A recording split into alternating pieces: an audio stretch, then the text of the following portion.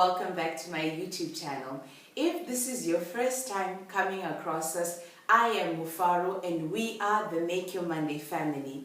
We are a family that is all about getting our lives together. We are Monday makers, we are movers, we are shakers, we are goal setters, and we crush our goals, baby. And we do so by having one constructive conversation at a time on a Monday and every time in between the week. And we make sure that our conversations are open, they are transparent, but most of all they are constructive, so that we become the very best version of ourselves that God has called us to be. We talk about business, we talk about life, we talk about faith and everything that is in between. So if that is a family that you want to be part of, then child, hit that subscribe button. And to my Monday makers, my movers and my shakers, my goal setters and my goal crushers, welcome back to another video. Thank you so much for coming back home, honey. So without taking much time, we want to get into our video today. I know you've seen the thumbnail and you're like, why does this girl have her fist in the air? But I wanted to talk about, are you fighting the season that you are in, and being able how to navigate difficult seasons in your life. And so to get us started off, on this channel, we share a lot of Jesus. There's a lot of scripture. So we are going to be going to the book of Ecclesiastes, chapter 9. Guys, I can never say it right. I can actually never get it. But this is, Ecclesiastes was written by King Solomon, right? And in it, he's speaking about how there's a time and season for everything. Actually, Ecclesiastes 3. And it speaks about how everything has its time. There's a time to be born, there's a time to die. There's a time to plant, there's a time to uproot what has been planted. There's a time to kill, a time to heal, a time to break down, a time to build up, a time to weep, a time to laugh, a time to mourn, a time to dance. You know, everything else in creation understands the concept of times and season, except for human beings. There is no one who fights a season like a human being. If you look at animals, animals begin to prepare. They are aware of the coming of a season, and they begin to prepare towards that season. But human beings, no. No. But anyways, when we go to the book of John 12 and 24, Jesus is speaking about a season. He says that unless a seed is planted in the ground and it dies, it will remain alone. Every tree you see, all the fruits you have in your house, any vegetation you have in your house is as the result of a seed that understood the time and season that it was in, and it yielded to the season so that you could have a beautiful tree to see, so that you could have a fruit or plant to eat in your house. It is only us people who don't understand. It is only us who fight so hard in a season where we are buried. There's a reason there is no great person who did not come from the season of being buried and obscurity. Jesus himself is talking about this seed. There are times and seasons where you feel, I am in the dark, like I am deep. No one knows me. No one can see what I'm doing. It feels like I am dying. And there's a good reason, not a literal death, but there are parts of you that feel like they are dying. You want to go to the top. God himself maybe wants to place you at the top. But God knows that there's one problem with being at the top. There's a temptation to fall. And he knows that there's a part of you that if he doesn't put you in a season where that part dies, you are going to fall when you get to the top. Proverbs 16 and 18 tells us that pride goes before a fall. And so God will place you in a season that kills your pride. He makes you a server, a tea boy or a tea girl. You serve people tea. They don't even say thank you. They don't even flinch an eye. They don't even ask what your name is. And there you are serving wholeheartedly. You do things excellently and no one claps for you. No one applauds you. No one even recognizes you. Do you know what God is doing? He is killing your pride so that when you get to the top and you do things excellently and no one turns around to say thank you, it does not cripple you.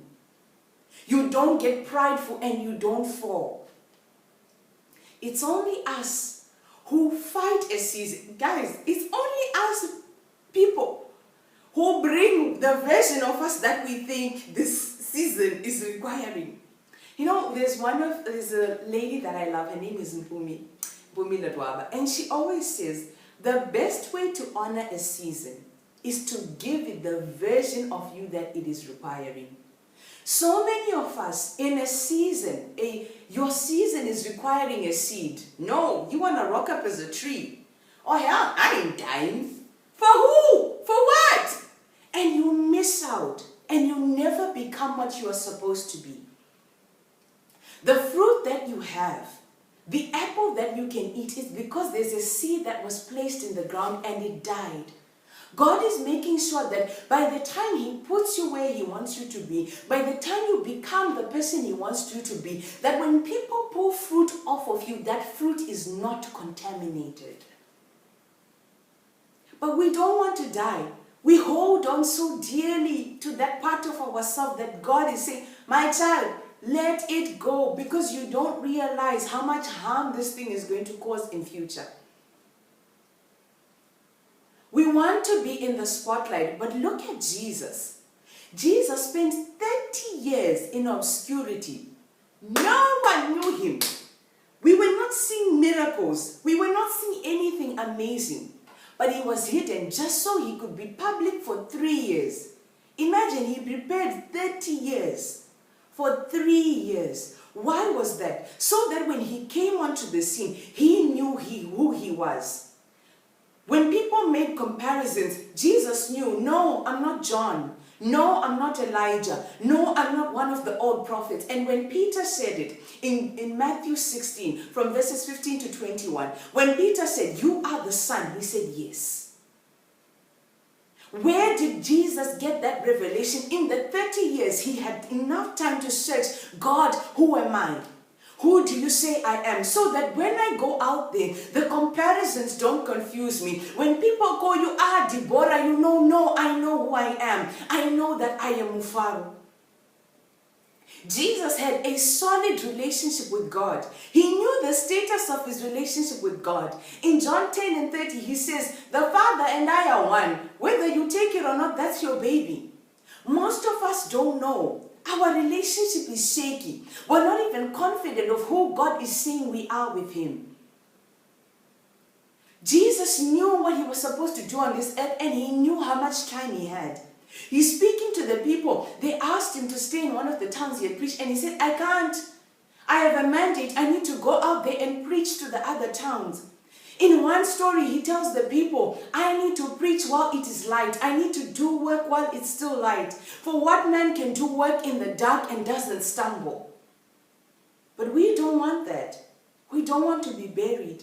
We don't want to have that time when no one knows us, when no one is clapping for us, where we are being fortified. Seasons of hardship, seasons that are difficult, those are seasons where you are fortified and you are made into the person you then want to see.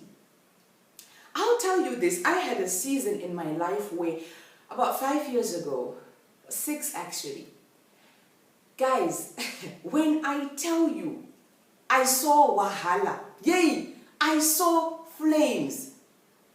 I was working at a job where we would start work at 7. I would finish work, I would leave work at like 11 and arrive home at midnight. It took me an hour to get home.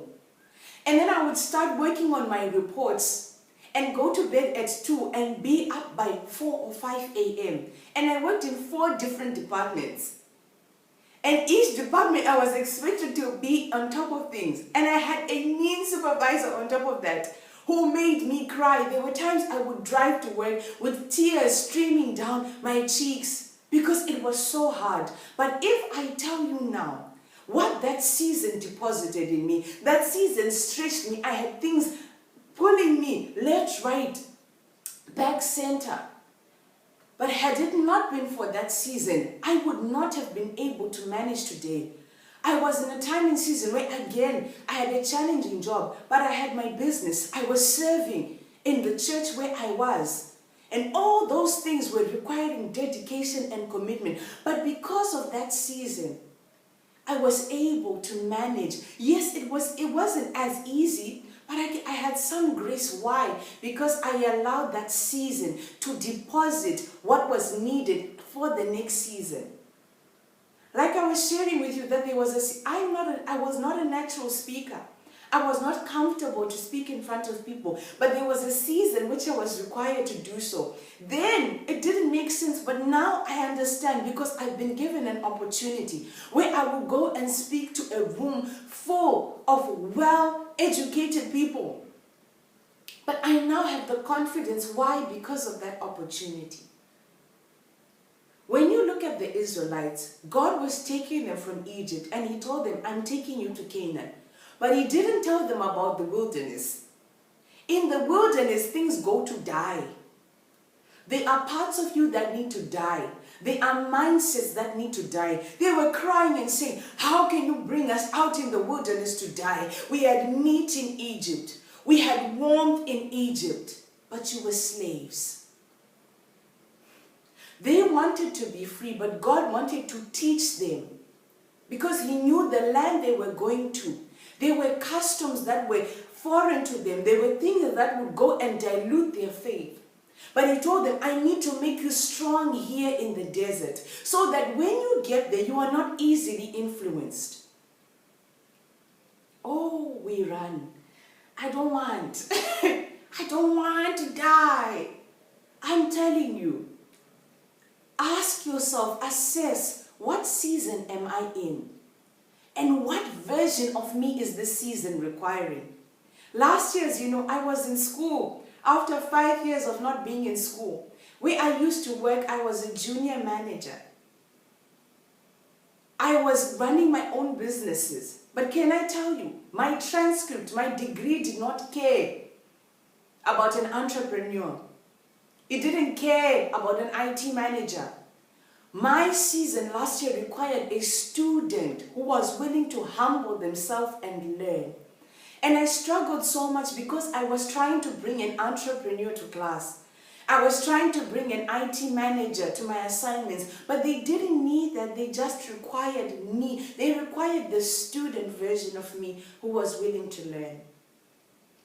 So wherever you are finding yourself, stop, breathe, understand where am I, so that you can understand what parts of you need to die for where you want to go.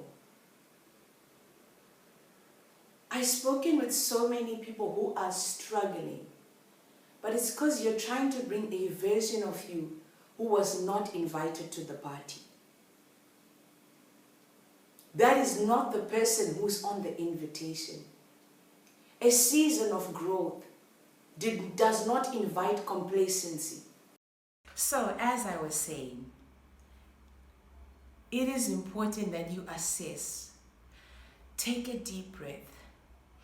Breathe. It's not the end of the world. Understand, what season am I in? So that you can yield the version of yourself that season is requiring. I hope this has helped you. I hope it has encouraged someone. I hope you can take a thing or two from me. Otherwise, this is the end. And I forgot to mention that you can follow us on our social media platforms. They are linked in the description box below. Otherwise, from me to you, mwah, see you in our next video.